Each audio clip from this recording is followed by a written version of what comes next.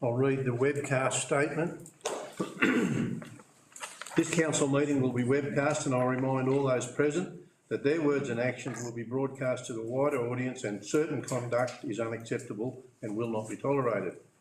Should any person not wish to be recorded, I advise that they should leave the meeting room prior to any statements being made. Any defamatory statements made are not the position of council and remain an individual's opinion. Council accepts no responsibility for any defamatory statements, and all liability remains with the person making those remarks. Councillor Sutherland, I'd like to ask you to do welcome to country. Thank you, Mr. Mayor. On behalf of my family, I'd like to say Yama. Yama de Gomeroi, Wallabarg and Yani, Wunum Galaba, Yambo Mari, Marumara, Nale Down. Dilia Yanbali, Garden Marius Gangel, Gomeroi, Namlanginda, Wenalanginda, Wenangalawa. That's the language spoken by my family and our families here across Tamworth, making sure that I acknowledge the country that I'm on, the land of the Gomeroi people, and pay my respects to elders, both past and present, who have cared and still care for this country, who for at least 2 ice ages, Gomeroi people have lived on Gomeroi country, sharing songs, stories, laws and lessons to respectfully manage and sustainably look after country. Now, this always was and always will be Gomeroi country. Thank you very much. Thank you, Councillor Sutherland. I'd ask us all if we could stand for the meeting prayer and ask Jane Odell to officiate. Thank you, Russell.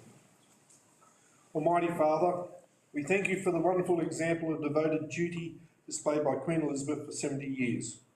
We thank you for her dignity, grace and humility in her service to her people, to the Commonwealth and to the world. We declare that this same dignity, grace and humility be the hallmark of each councillor and all the staff as this council continues to work for the well-being and betterment of our region and community. In Jesus' name, amen. Amen.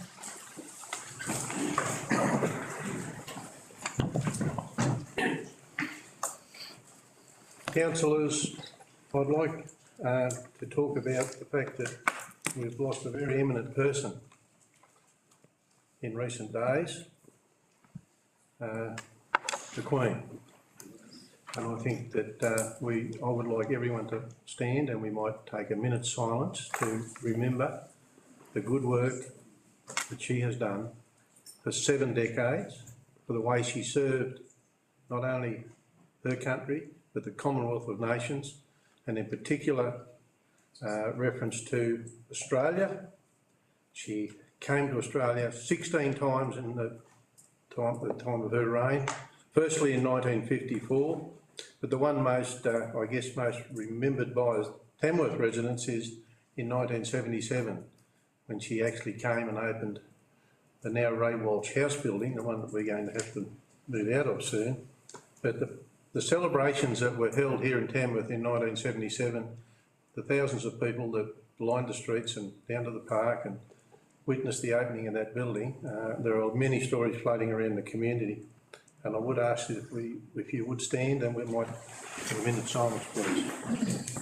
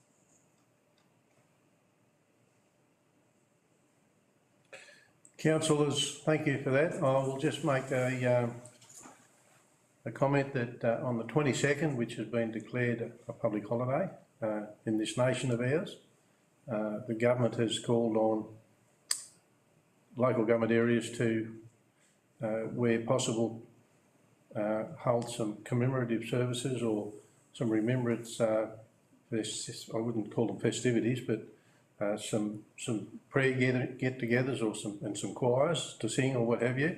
I've spoken with our pastor, James Ardell. We're organising a day for the 22nd, the morning at 10 o'clock, and we'll be having something, weather permitting, hopefully in Bicentennial Park. And hopefully that won't go for a long time, but at least we'll be remembering our Queen as she was and for all the good things that she has done. Councillors, just before we sit, and I'm not going to ask you to stand for another minute's silence, but I'd just like to acknowledge the passing today of former Councillor Warwick Gadsden, who served on the Parry Shire Council prior to amalgamation for a number of terms, and he served those terms. He lived in Moombi. He was a very strong advocate for the community and did a lot of very good work, and Councillor Betts and myself worked with him for quite a long time and found him to be just one of those strong community advocates, and it's very sad. I know he's been ill for some time. It's very sad to see that he has passed today. So thank you, councillors.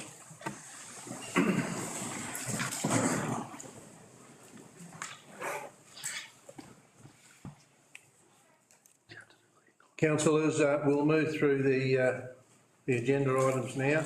Item 1, apologies and leave of absence. Councillors, we have 3 councillors away tonight.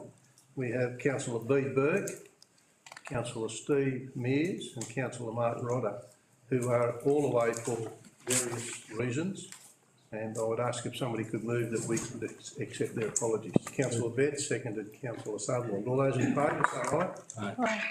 Carried. Councillors, we'll move on to item 2, community consultation. Do we have anyone? No? No. We'll move on to item 3, minutes from the meeting of the previous meeting. Could I have someone move those? Councillor Coates, seconded Councillor Tickle. Any comments on those minutes? No comments, no questions. Councillor will not put recommendation they be approved. All in favour say aye. Aye. Those against, carried. Councillors, disclosures of interest. Do we have any disclosures of interest? Yes, Councillor Sutherland. Yeah, but I'd like to declare a insignificant non-procurement conflict of interest in one of the items to be discussed in item number 11. Do I go into detail with that as it's closed? You just give me a reason. That is that I have a sister who's employed with one of the organisations. Right, thank you. Are you going to? I'll stay in the room. Sorry, what particular item? Item 11. Item 11.1, I guess. It's not on the agenda, but as 0.1, but. Aboriginal Medical Centre? Correct. Sorry. You mean, Councillor Sutherland, you mean one of the closed council Yes. items? Yeah. So that'd be 12.1. Oh, right. Sorry. Not on the paper. Check. Councillors, any other further declarations of interest? Councillors, I actually do have one myself, which is council item 12.4, and that is that my son works for one of the tenderers. So I will.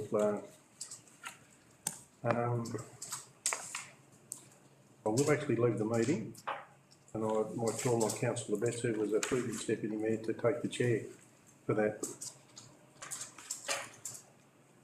Councillors, we'll move on to item 5, Merrill Minute. There is no Merrill Minute. We'll move on to item 6, no notice of motion. Councillors, we'll move on to item 7, 7.1. Could I have a mover of 7.1, please? Councillor Tickle, seconded Councillor Sutherland. Would you like to speak to that, Councillor Tickle? Yes, just to acknowledge the contribution that those the two appointees have made in the past, and I'm sure will continue to do so. Both Mr. Stephen Bartlett and Mr. James Treloar have had considerable experience and have a lot of knowledge in this area, and I'm sure that they will continue to serve our community well. Anyone wish to speak against that recommendation? Further comments on the recommendation, Councillor Southwell. Thank you, Mr Mayor. I just had a comment, but also a question for our acting general manager. Are these positions paid or voluntary roles? So I understand they're voluntary. Okay. Voluntary position. Yeah, right. Sorry? Yeah. Yes. Yeah, voluntary. Voluntary. Paid? Their expenses get paid. Their Oh, expenses okay. are covered. Yeah, so it's Yeah. not paid, councillor, I'm through you, Mr Mayor, it's not actually a paid position, but the expenses are going to the meetings. Yes. So they're not out of pocket, but they're not paid, so. Okay. Thank you. I also would agree with Councillor Tickle's comments. These people are just fantastic advocates for our region and very experienced in this area, and it's great to see that they're putting their hand up again. I am supportive of the recommendation, and I believe that they have the adequate experience and attitude to fulfil these roles. In addition, having just completed the Australian Institute of Company Directors course, I think that it's worth noting that the term limit attached to these types of roles is a good thing to have. And although I'm supportive of them continuing for another term, I think it would be worthwhile, perhaps the General Manager or Acting GM, looking at potentially other people that could fulfil these roles when it comes up again in 3 years' time. And the reason is these term limits basically provide new blood, a fresh perspective, bring in new skills and talents and abilities. They bring diversity of background, gender, ethnicity to the role, and they kind of prevent these roles becoming stale, which I think is always good. So it would be great to consider alternative reps when potentially it's changed over in 3 years' time. Thank you. Further comments, councillors? If there are no further comments, I'll put the recommendation. Those in favour say aye. Aye. Those against? Carried. Council, we'll move on to item 8.1. Got a mover and a seconder, please. For 8.1. Coates, seconded Councillor Southwell. Councillor Coates, would you like to speak to that? Thank you, Mr Mayor. I think my, in regards to reviewing these licences, it seems to me like there's going to be quite a lot of complexity involved in it, having read through it, and I think that agreeing to actually provide some funds to have a review is probably the best way to go, so that we're actually doing our due diligence and to determine what needs to happen following on from there. So. Thank you. Thank you, Councillor Coates. Any councillor wish to speak against that recommendation? Further comments about the recommendation? There being no further comments, I'll put the recommendation. Those in favour say aye. Aye. Those against? Carried. Councillors, item 8.2, attendance at the general meeting for Murray-Darling Association. Move Councillor Betts, seconded Councillor Tickle. Councillor Betts, would you like to speak to that? No, Mr Mayor. Anyone wish to speak against that recommendation? Any other further comments? Councillor Coates. Just in respect to this, I think the attendance at the National Conference is going to be or the AGM and National Conference is going to be fairly important in terms of being able to provide yourself with some background and some understanding as to our potential membership in the Murray-Darling Basin Association. So from that perspective, I would totally support your attendance.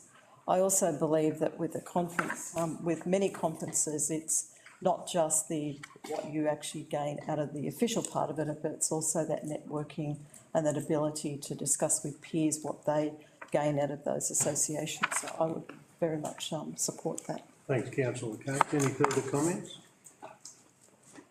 I'll just make the comment myself that when we look at Wagga and Dubbo both being members of this association, be it in different zones, probably indicates the importance of us certainly giving consideration following that attendance of that conference as to our membership. Councillors, I'll put the recommendation. Those in favour say aye. Aye. Those against? Carried. Councillors, we'll move on to item 8.3. Could I have a mover and a seconder? Councillor Betts. Councillor Move. Seconder, Councillor Tickle. Would you like to speak to that, Councillor Betts? Yes, I certainly would, Mr Mayor. I read this report and I read it a couple of times because it's so important. I've sort of been pushing this barrow basically all the time that I've been on the Tamworth Regional Council, and we've sort of bashed our head against the wall in a lot of areas. This report goes a long way to achieve some of the aspects and open some of the questions that we've been asking. Because one of the things that I see, and I say it every time, is that they need to get the water sharing plan correct. Because when we had the last drought, we had, well, just before the last drought, we had in 2016, we had a 62 gigalitre dam that was upgraded to 104 gigalitres, and within a very short space of time, that dam was full 100%. So we had 42 gigalitres of water available to us. Within 3 years, that got down to a desperate level that Tamworth had the potential of running out of water. The water management plan, I know this is a water security plan that we're looking at, and it's absolutely vital for the long-term security, but one of the short gap measures that we can use and the government can use is to review the water sharing plan. So when you get 51% of water allocation, that is supposedly directly related, well, no, the groundwater, but it actually is, and the last drought proved beyond a shadow of a doubt, and it cost us $25,000 in fines as well, to be the counter of what the actual water sharing plan says. It is intrinsically linked to the surface water, and they really need to get that, because that was 6 gigalitres that needs to be looked at. But having said that, this report, I think, goes a long, long way. We do need to look for the long-term strategy. We need to look for the water reuse program that we're looking at through the reverse osmosis. I think that's absolutely critical, but that doesn't give potable water. That gives some industrial water, which in turn saves for the potable water for the community. But the other thing is, for the long term, it is absolutely critical. If we don't get the Dungowan Dam, they need to very, very quickly look for another alternative, whether it's in water from the Manning, or is it the pipeline from Keepit, or even split rock through some of the channelling options that are there. There are a number, and they really need to look at it. So thanks, Mr Mayor. Council, anyone wish to speak against the recommendation in 8.3? Further comments? Councillor. Thank you, Mr Mayor. The New South Wales Government is commended for what is the first comprehensive attempt at looking at issues impacting water management and to seek solutions, so that's fantastic. However, our state and federal ministers are just not doing enough. As it highlights within this report, a water security plan is needed for Tamworth now. I know it's a complex issue, but the drought ended in Feb 2020. We've obviously had COVID, but it's just not good enough. We all remember too clearly what it was like, and there has been a lot of meetings, a lot of plans, a lot of discussions, but in 2.5 years, we still don't have any outcomes. Our people deserve better and our businesses deserve better. Thank you. Councillor Tickle.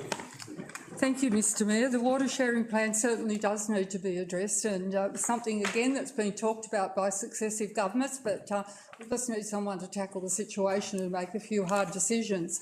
And yes, Chaffey Dam, where did that water go? It's been asked many times. So all this needs to be addressed. That augmentation was to be enough to guarantee our water supply for 30 years. It wasn't meant to be sold off. Well, we don't know. No one will tell us what happened to it. So that seriously needs to be addressed. As is already stated, a very comprehensive plan. But I'd like to actually just elaborate a little bit further on one of the key shortcoming, point 2, that's been highlighted by our director.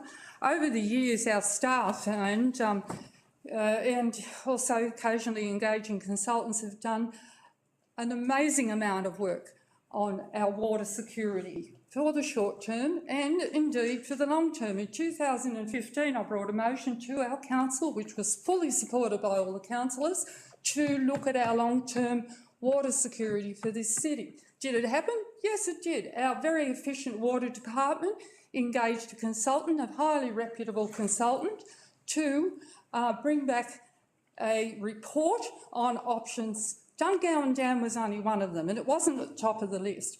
What happened to the other 3 options? Totally ignored. And we're still floundering We've wasted 3 years trying to substantiate a dam that now an independent federal report has said is not the best option. And yet our state government questions these reputable people that have been engaged to make this report. We need to move on. We need to seriously look at our water situation, and in the short term, as has already been mentioned, we can implement industrial recycling of water. Our TRC has done all the groundwork on that. We're basically ready to go. We just need $100 million. Could the state government please fund it? We're floundering around talking about $1 billion, $1.4 billion and $600 million for a dam that is now an independent, high-level report has said is not feasible. But yet they won't put the $100 million on the table for a solution we know will work. And this will only be the beginning of recycling. Our council, again, has done substantial work on grey water recycling. It's only the beginning. At least we've made a start, and people are also embracing that. Come the next drought, they'll be embracing it more. But we've started, and we're ready to go. We just need the government to come with us, to listen to us, to provide that funding, to pursue, to start with this industrial recycling of water, to support enough water to support all our food processing industry, to Minda and perhaps the new Global Gateway Park. It's an absolute no-brainer, but no government body seems to come up with the money. So it would be a very good opportunity for anyone wishing to gain office next March to put the money on the table, not with conditions, just to put it on there to help our region continue to grow with confidence. Yeah. Well done. Further comments, councillors? Councillor Coates. Thank you, Mr Mayor. I totally agree with what my fellow councillors have said in terms of the draft Nemo Regional Water Strategy, and I absolutely support that council submits a response to the consultation paper and address those issues of the shortcomings and the need to identify a portfolio of demand and supply, that we don't just have that one issue. And the recommendation also states that we probably will need to review the Nemo Regional Water Strategy and update that if there is no Dungowan Dam. So as well as supporting my fellow councillors, I would just like to support that council make that submission in response to the paper. Thank you. Further comments, councillors? No further comments? Yeah, councillors, I'll just make a very short comment that we need to prepare a submission, and that submission must be based on the fact that this draft Namoi Regional Water Strategy is predicated on the fact that Dungowan Dam is going to be built, the new Dungowan Dam is going to be built. That being the case, there needs to be a submission talking about what is going to happen to resolve Tamworth's water security if the new Dungowan Dam does not go ahead. And that's very important, and it needs to be done very quickly. So thank you, councillors. I'll put the recommendation. Those in favour say aye. Aye. Those against? Carried.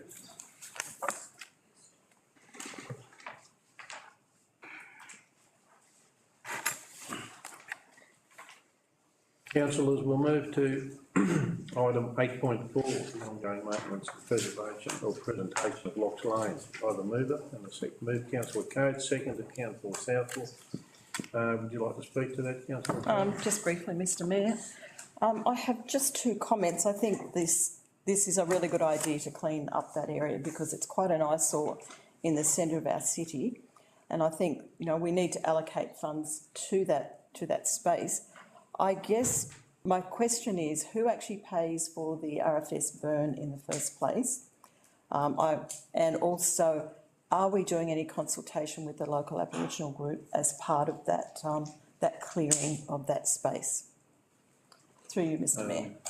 Would you like to answer that? Mr Mayor, there's no cost associated with the RFS doing a burn.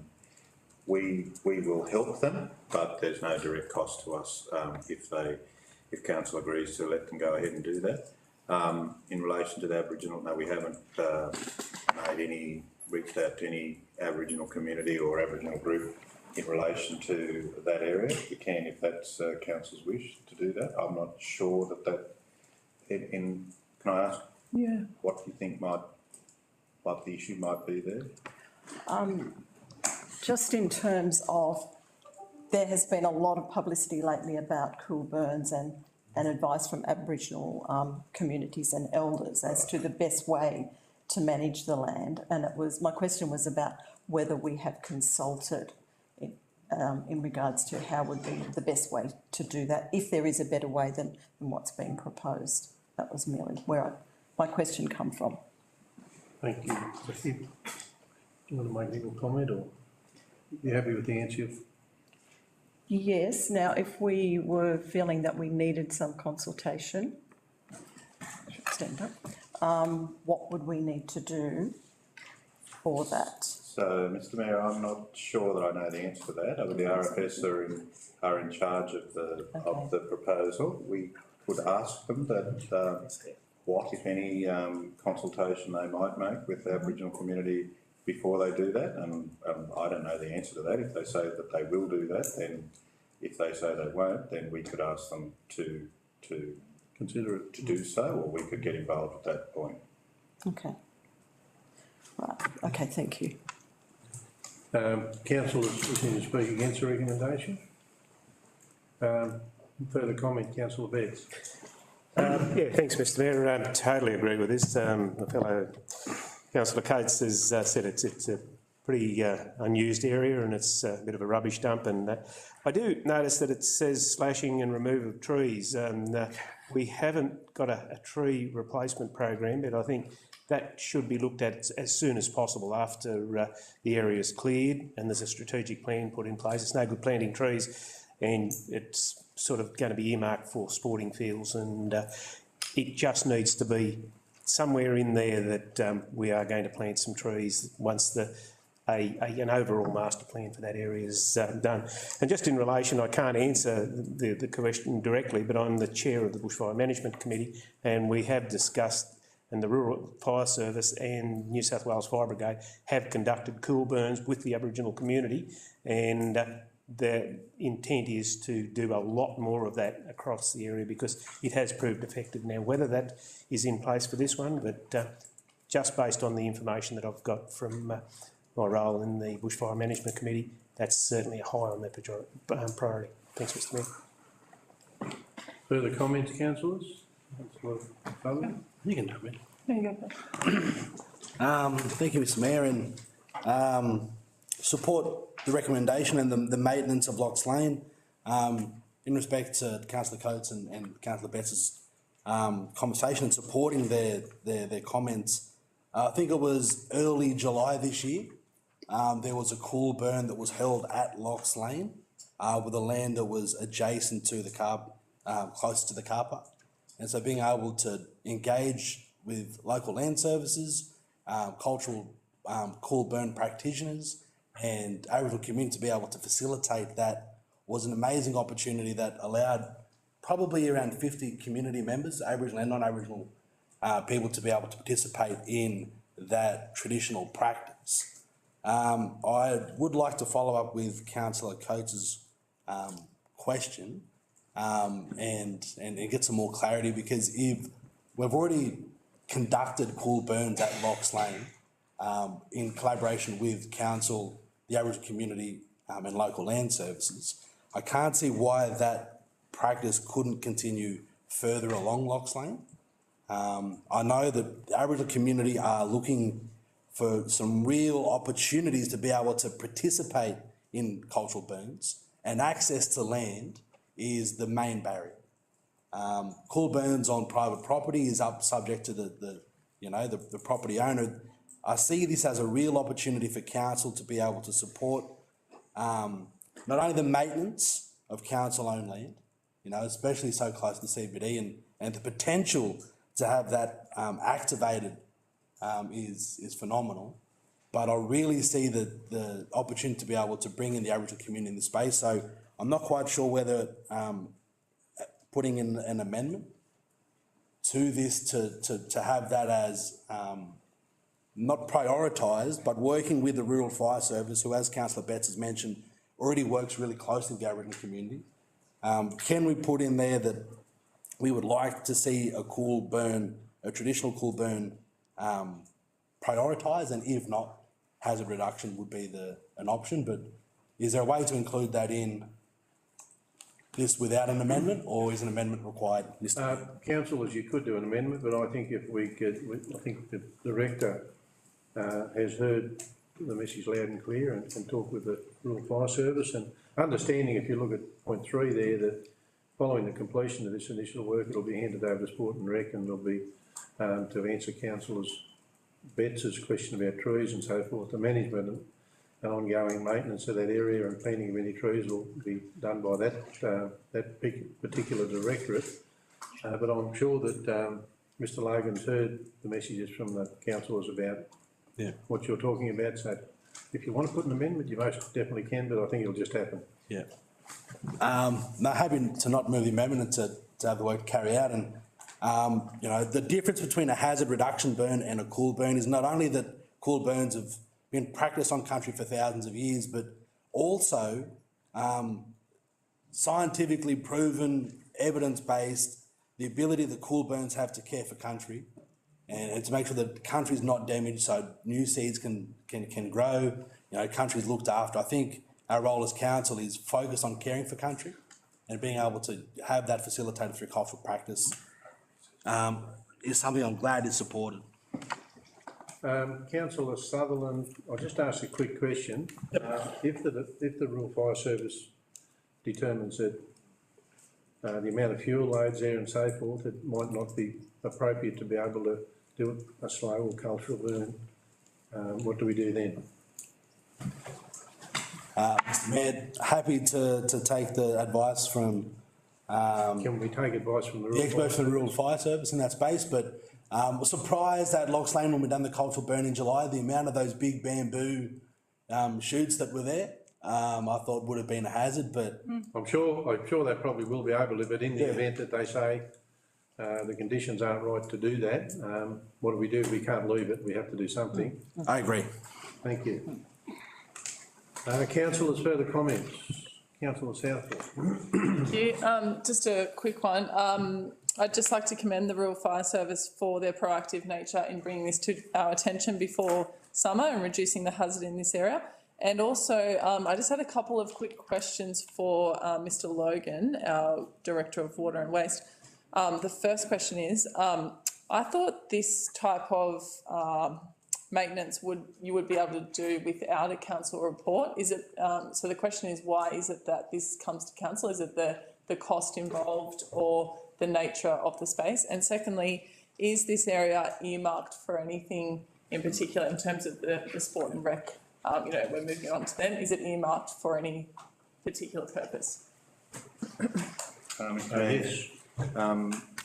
Councillor Southwell, the reason why it's come up is because the problem with the area is that Sport and Recreation have money to, they'll be able to afford to maintain it and slash it, etc. After it's got in, after it's presented in such a way that makes it easier for them to do that.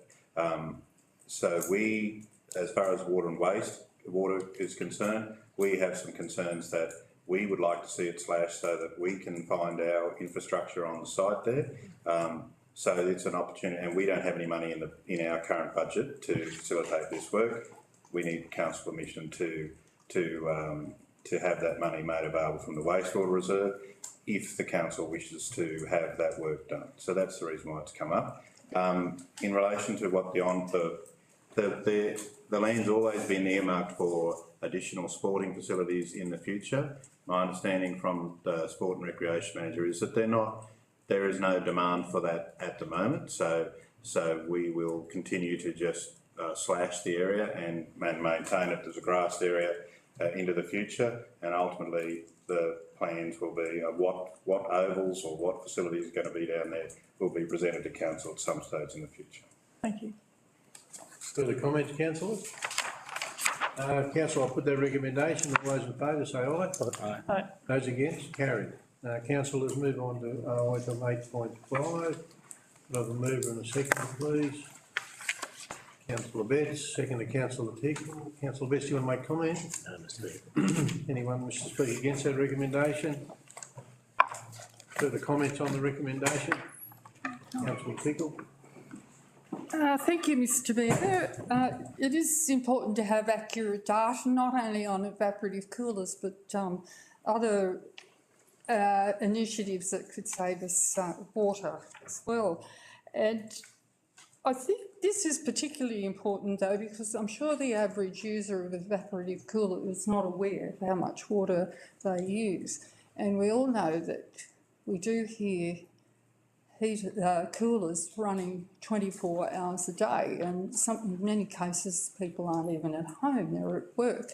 So I think an education program is also going to be needed when we formalise the results, just to make the community aware of the amount of water that they use and ways that they can reduce that consumption, which quite simply could be trying to cut the use of the cooler.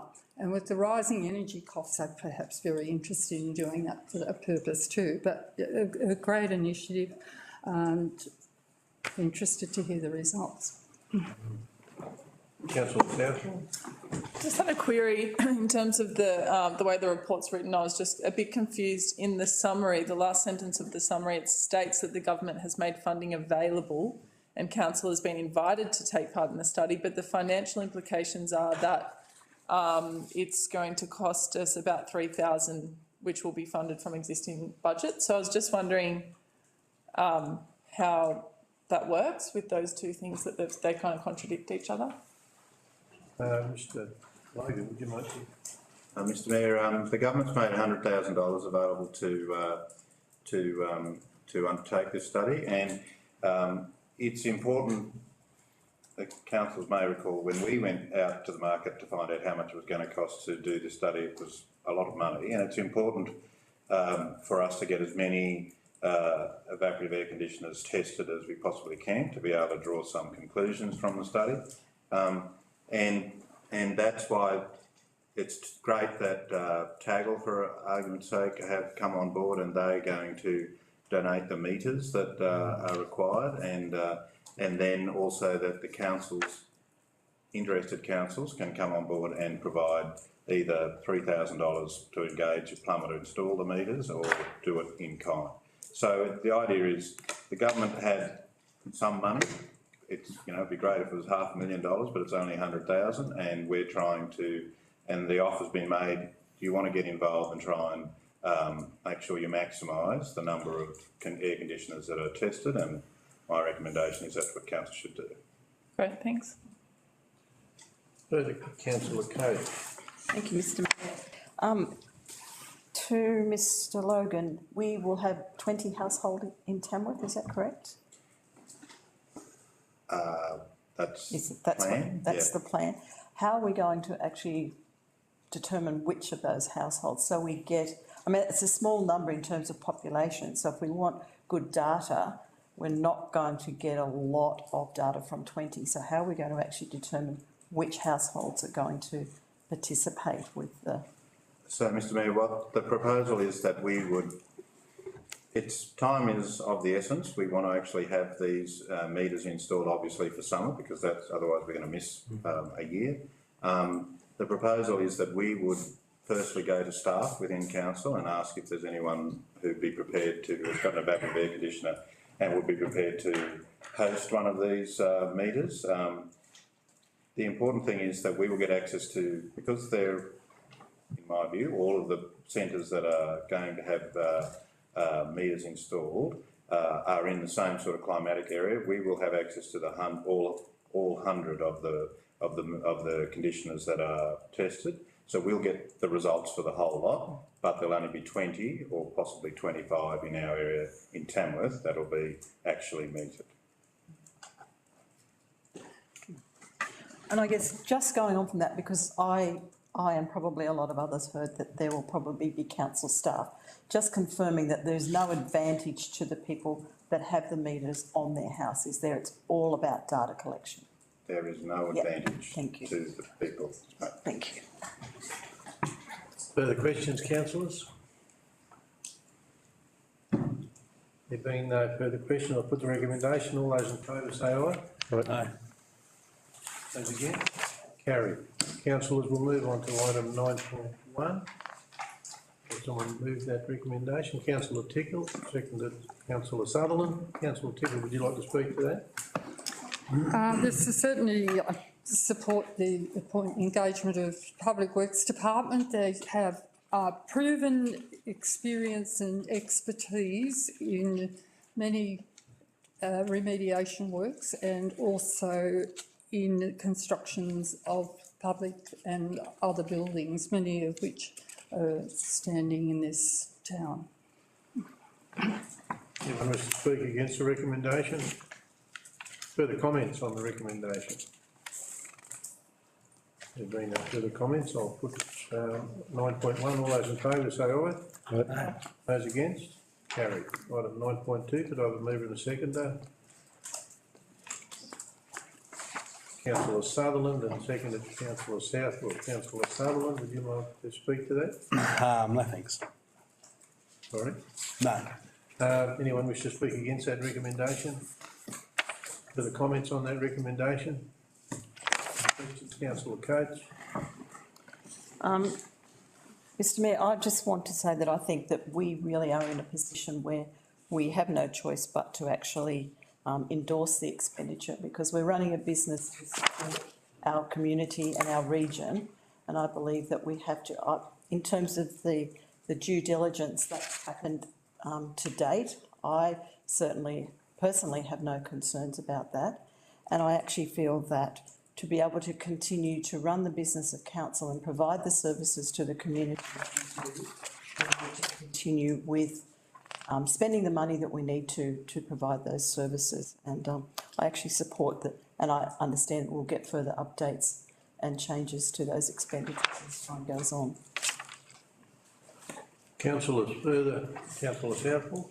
Thank you, Mr Mayor. Yeah, I'd just like to highlight to the room that I have asked a few questions about this report prior to the meeting in terms of this type of expenditure, including one of my questions was, why is it that we're spending close to $900,000 on furniture, which seems a bit excessive, but when I was talking with Mr Logan about that, he's reassured me that all of that furniture expenditure, the reason for it is because the actual furniture that we've got is too big to kind of fit in and out of doors. It's too old. It's not going to work in the new areas. And in addition to that, the money that's being spent on that, it will then go back into our new facility. So it's not going to be wasted. So I think, look, you know, it's unfortunate that this council has to spend all this money on this situation, but unfortunately it is what it is, and we have kind of put it off as long as we possibly could.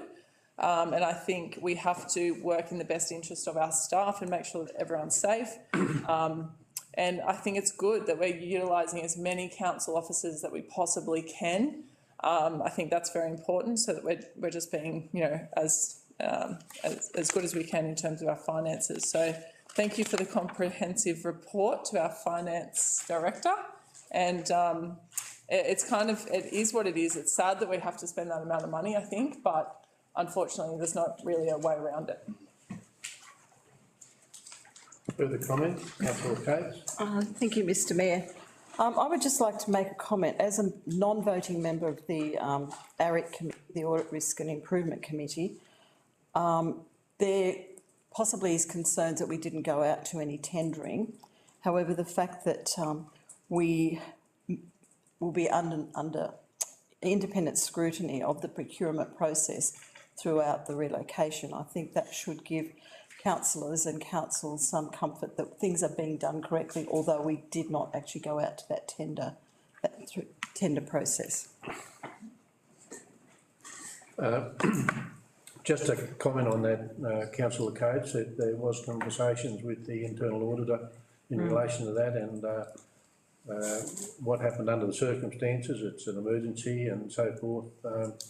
Everything was certainly above board, and really at the end of the day, councillors when you look at all of the work that's been done on this, there's been a huge amount of work done by a number of staff to try and get this expedited as quickly as possible, and it's been quite unsettling for the staff within the organisation, but it's turned out that where we are at the moment, the most cost-effective solution to the problem that we've had or have got has been found. And in terms of the furniture cost that Councillor Southwells talks about, you're so right. More than half of that cost will be not furniture, but all of the refits and so forth for the commercially leased buildings will be retained and refitted into the new building. So in terms of cost effectiveness, I congratulate those that did the work on this, because in terms of spending community money, we probably could not have got a better outcome under the circumstances. And Jason. Through you, Mr. Mayor, just to cover off on Councillor Coates' ARIC committee, the internal auditor and myself, through the general manager and others, we've actually engaged a probity auditor to actually review all decisions from June through till the end of the relocation. So that will also be provided in time to give confidence to council and the community of how these decisions have been made. Can I just?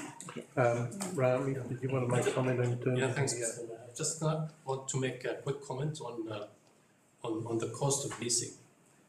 Yes, we are paying lease, but I think it's very important to understand. We need to put that into perspective. So staying at Ray Walsh House is not free either. So we are currently paying between maintenance, electricity, insurance, and all that expenditure to keep the lights on around 550,000 per annum. That's excluding the cleaning work that will go with the stuff, whatever they're going to be into the future. So 550 will be saved, and that's exactly the money we're paying into the lease, which is 400, plus the depreciation. If we spread over the fit outs over 3 years, that's 150. So in that perspective, when it comes to the commercial lease building, we are actually in a break-even point. The only extra money that we're spending is on the furniture, and that was highlighted. That's the stuff that's gonna stay with us for a long period of time. Thank you. To make that point clear. Councillor Tickle, you had a question? Thank you, Mr Mayor, and thank you for the comments. And I don't think a lot of people understand that break-even point, and I think that's very important that that is highlighted. It's cost an enormous amount of money just to open the doors in any business, let alone one the size of Ray Walsh House. So thank you to the staff for that.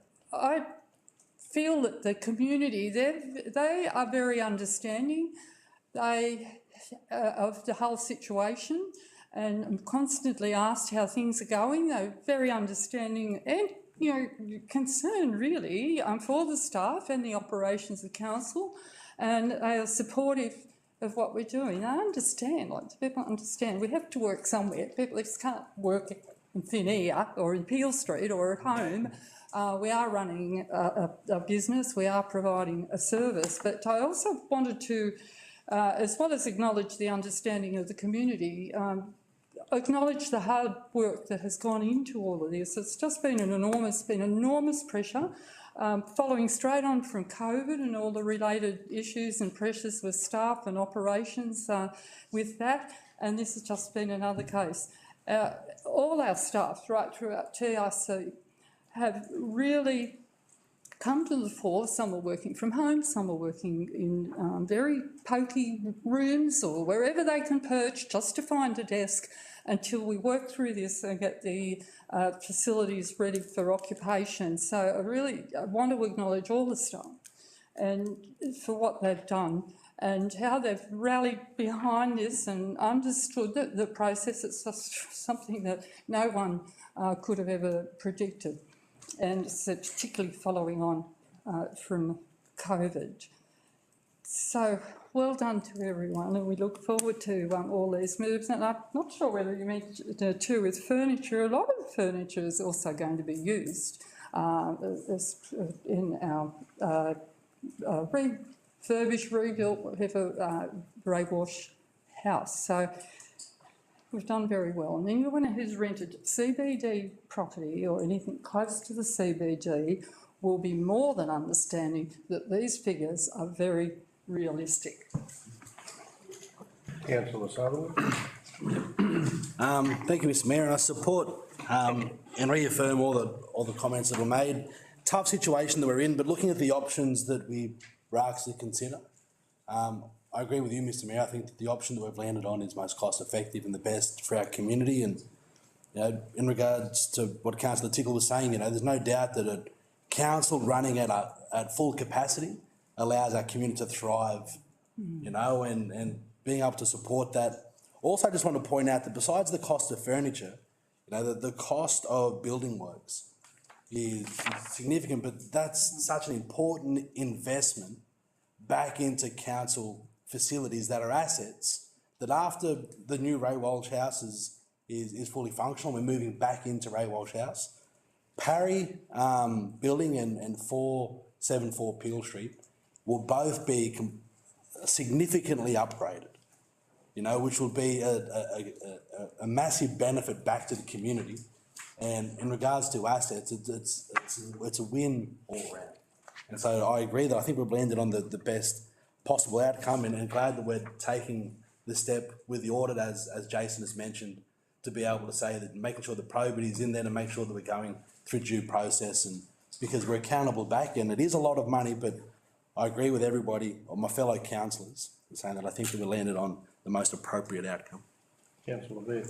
Yeah, thanks, Mr Mayor. Look, I won't say too much, except I do agree with my fellow councillors. And one thing we need to really be mindful of is the disruption to our staff. And in any organisation, your staff is one of your most valuable assets. And if we don't expedite this process and make it extremely efficient for the staff, and there's an expedited end to it, you will lose good staff. And I can tell you, that amount of money pales into insignificance if you start to lose good staff. So we really need to keep that.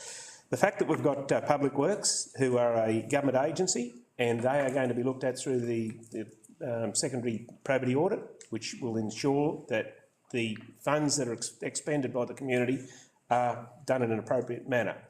And the other thing is, the longer this process goes on, and bureaucracies have a horrible way of extending the lifespan, the cost will just go exponential.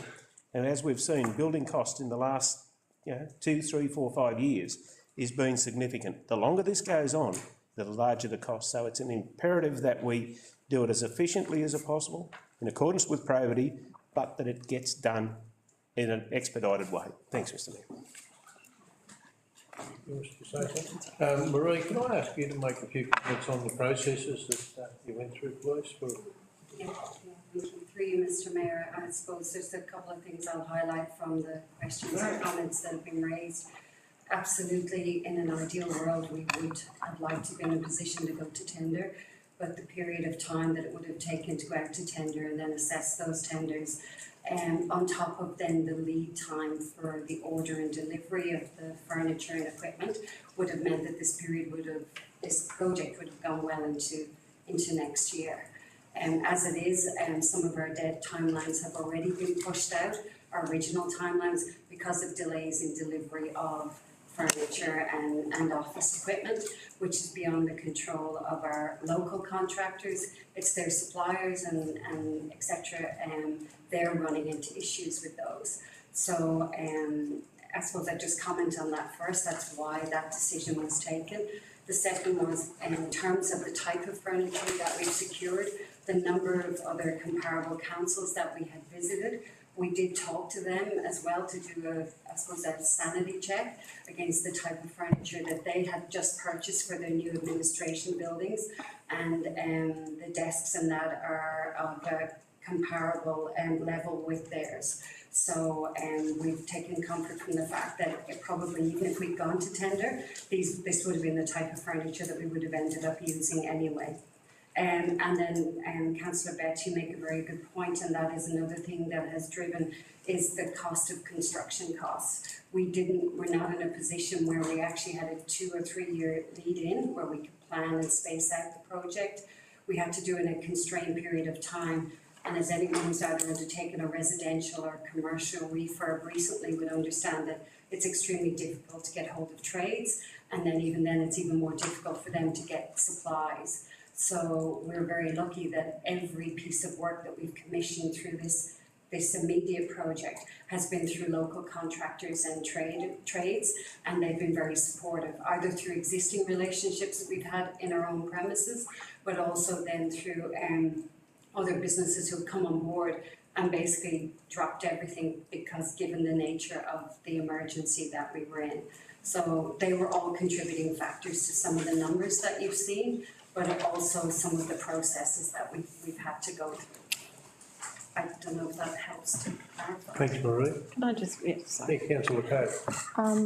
Having heard what people have said in relation particularly to my comment, I hope I haven't been misunderstood, and I'd like to clarify that I wasn't questioning how things were being done. I was actually acknowledging that there was a reason for that, and I am very pleased that we've got the probity audit because that will actually substantiate what we've done. So I definitely wasn't questioning. I have been extremely impressed with how the whole of this relocation has been carried out, and I think it's been enormous. There's been a lot of consideration to a lot of things, and I just wanted as a last thing to clarify that that definitely wasn't questioning. It was just acknowledging that we had done our due diligence by putting those things in place. Thanks, Councillor Coates. Further conversation? No further comments? I'll put that recommendation. All those in favour say aye. Aye. Those against? Carried. Councillors, we move on to item 10 and there's nil matters there. We move on to item 11. And before I call for a motion to move into closed council, I'll ask acting GM, have we got any of those matters to be held in open council? No, Mr. Mayor. Could I have a recommendation to move into closed council? Councillor Southwell, seconded Councillor Coates. All those in favour say aye. Aye. Councillors will now move into closed council.